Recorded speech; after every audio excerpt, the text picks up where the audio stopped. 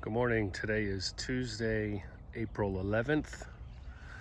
I want to give an update on a couple of things I've been thinking of. First off, let's talk about caging of pecan trees.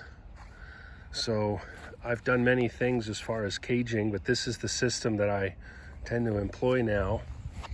I get some I think it's called red wire field fence, 330-foot rolls. I buy them from Agri Supply. You can buy them probably at Tractor Supply or other farm places. I use a single T-post. You get to choose the height, and at least at Agri Supply, when you get the field fence, you're supposed to get some of these things here that help hold cages on. There's a special tool that helps bend this around the fence. The tools are a couple bucks. There's several forms of them. But what that does is with just two holders, you can put the fence on or take it off. So this tree here is one that I grafted last year. This will be a Kanza tree. And so when a rootstock is growing and the tree is getting up high, you can move this cage up and down based upon the height of the tree. And in my case, when I graft, I can lower this back down to protect the young graft from deer.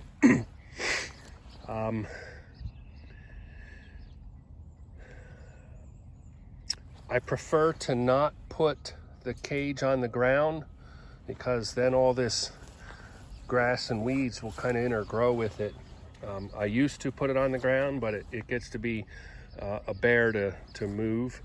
I also used to put a real big triangular cage. I put 3 different T-posts in and 20-30 foot of fencing around, and the yard just gets a little bit ugly. And I've tried using some landscape fabric on the ground, but I'm no longer doing that. I don't enjoy what happens long term. It tends to make fire ant treatment a little more difficult. Now let's talk about what happens if you don't fence. And so this is a tree that for some reason or another doesn't have a cage around it. And we see here what happens. This is probably buckrub, and that tree is probably now dead.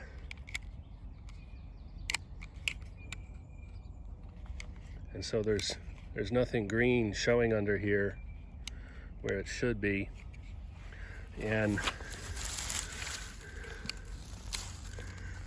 even down lower, there's no green. There'll be something come up from a rootstock I might be able to graft on, and I need to get a cage around that. So you need to protect your young trees. You need to choose a caging method, but that's the method that I use. It seems to use the minimum amount of equipment.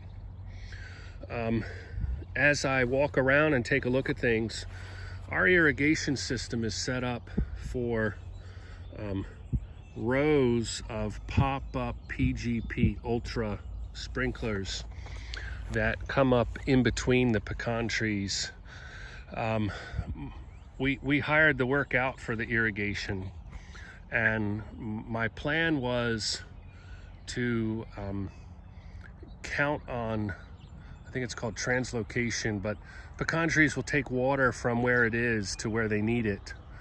And so for larger trees like these back here, these established Stewarts, if the water gets anywhere near the root zone, they get plenty. But for a younger tree like this, what I'm noticing is very stagnant growth on trees that, if the water is spraying and it's getting to here, it's fine.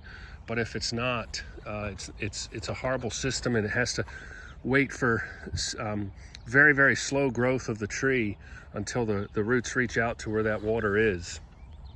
So what I've noticed is for the trees that are getting good water at the root zone, the growth is better. And I should have I should have planned this system a little bit better. A lot of people that I've known, they put in their own irrigation systems, and they've got a drip emitter of some kind at the base of each tree. And anyone that does that is surely going to have better growth of their young trees than what I've got. So those are the two thoughts I've had, that if they help you in managing your pecan trees, certainly this is, we're a small grower. I've got, 150 trees or so, 30 producing, more that'll be coming on. I'm just out back cleaning up weeds around the base of the trees today, and I'm putting out a time release fertilizer, and then I'll be spraying these back trees here for ambrosia beetle today, and removing cages. So that's it as far as an update and sharing thoughts. This is Joe at Pecan Lane, and wish you happy pecan season.